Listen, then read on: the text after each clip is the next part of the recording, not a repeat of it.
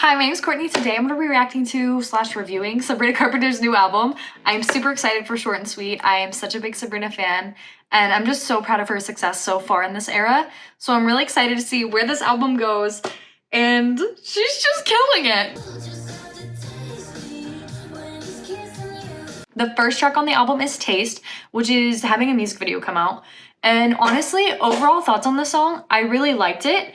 I felt like it was a brand new sound for her compared to like Please, Please, Please, Espresso, Emails, and of course her previous stuff with Hollywood Records. It's very catchy. And she's really good at coming up with these taglines in this era that just kind of stick in your head. Like you can see it on a t-shirt, you can see it pretty much anywhere. I think this is a great choice for her next single considering that she made a music video for it. I just love it when she like has her little giggles in songs, and so that was really cute on this after the bridge. And also the bridge was really good. So honestly, I'm super excited because like the first track to me is always so important because it sets that tone for the album. It sets up what you're listening to. And I think this really shows, hey, this is a complete different change from Emails I Can't Send. This is different change from the singles that you kind of heard from Emails I Can't Send forward. I already reacted to Please, Please, Please, so if you want to see that, I'll put it in a tag. Also genius work. I think I like cried after I listened to it for the first time. Good Graces. Wow. I don't know what I was expecting. I was expecting more of a ballad from her on this one, but it was a total like get up and dance song, but like I don't know, it kind of gave me a tiny bit of like Singular Act 2 vibes, like musically. I wish it had a little bit of a stronger bridge, but I understand it's a cutesy, like fun song, and I love those from her. And I think Taste had a good bridge, so that's okay. And I love her ad-libs. Her ad-libs always hit. They're so cute. And I think this is like a great follow-up after Please, Please, Please. Like it just flows in a storyline so far. Wait. Sharpest Tool. It really surprised me a lot. I went into it like at the beginning, I was like, oh, this is a ballad. Okay, cool. And then all of a sudden, like, it's like do do do do do, and I'm like, whoa, wait, it's kind of dancey, but it's sad Sabrina.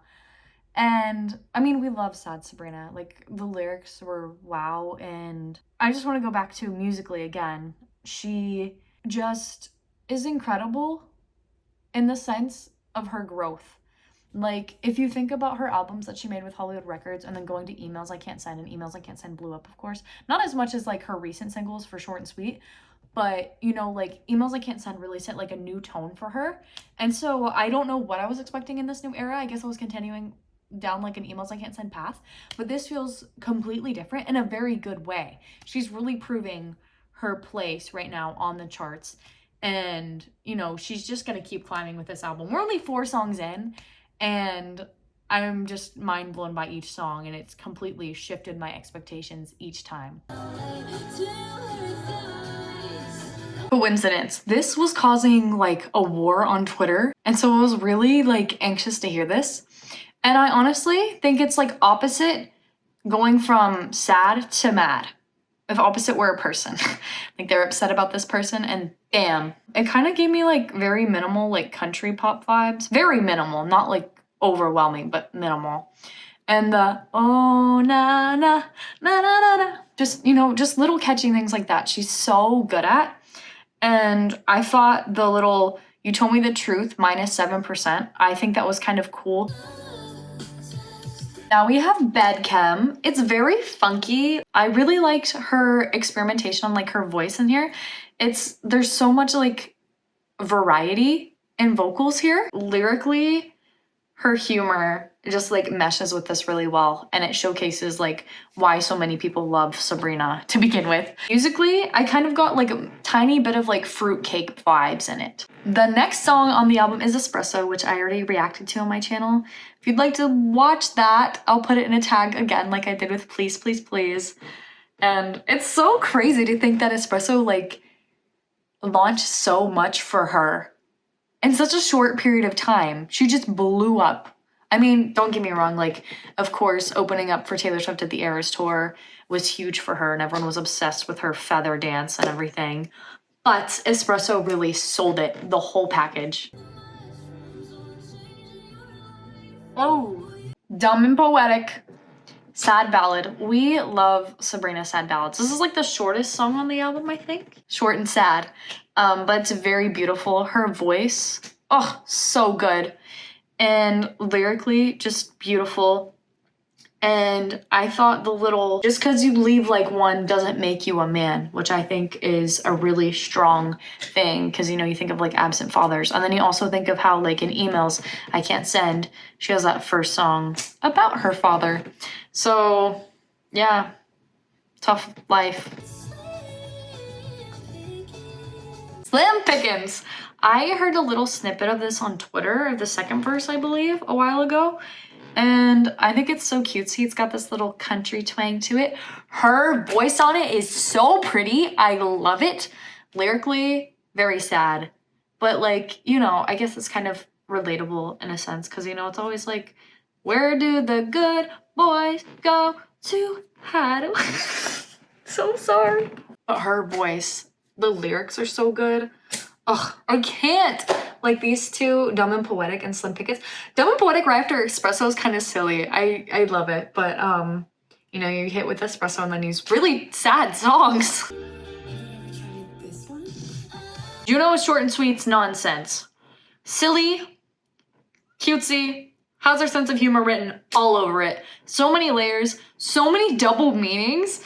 She's just so silly cutesy and I love her so much. Lie to Girls, another sad one, but it's so beautiful in so many ways. The layered vocals is my absolute favorite on this one. It just sounds so beautiful, like a little Sabrina choir. It's so perfect. I really enjoyed the build-up at the end where she just kind of ends off and there's this long instrumental end to it. I just really like things where the vocal sounds so powerful and there's like this strong beat and then it just kind of fades off. And I think it's a great transition into the last song, which I haven't heard yet, but I just think it kind of shows musically like the pace is like slowing down, coming to an end. Don't Smile. Another sad song. It's so funny to me how so many people thought this album was gonna be, I'm a blonde who has fun. No, she's a blonde who cries a lot. At the beginning, I was starting to get Don't Wanna Break Up Again from Ariana Grande a little bit, which I love, of course. I really like how she made this like sad, Sabrina-fied spin on a common phrase. Because I always say, don't cry because it's over, smile because it happened. And she's like, don't smile. I want you to miss me. Just like that, the album's, it doesn't like feel like it's over to me. I don't know, it's over though, but it doesn't feel like it is to me. Overall thoughts on the album, I just am so impressed with her growth, not only like in main like pop, but just like musically with this album. I just don't even know what to expect from her anymore in a good way, but also, you know, she kind of sticks to what's working for her. People like her sense of humor. People like it when she's sad. She meshes both of those so well into this album. And I'm just really excited to see how it performs, how people connect, what connections people make with this album. And I mean, I love Sabrina so much. I'm so excited to see her on tour. And there's just so much variety in here. She just keeps pushing herself to do more and more and more. And I could not be more proud of her. She has worked so hard for this, and I don't know anyone more deserving. If you enjoyed this video, please give it a thumbs up. And if you like Sabrina content, please subscribe. I try to react to all of her music. And comment down below your thoughts on the album. What's your favorite song? What are you liking? That's always a fun conversation to have. But thank you so much for watching. Bye!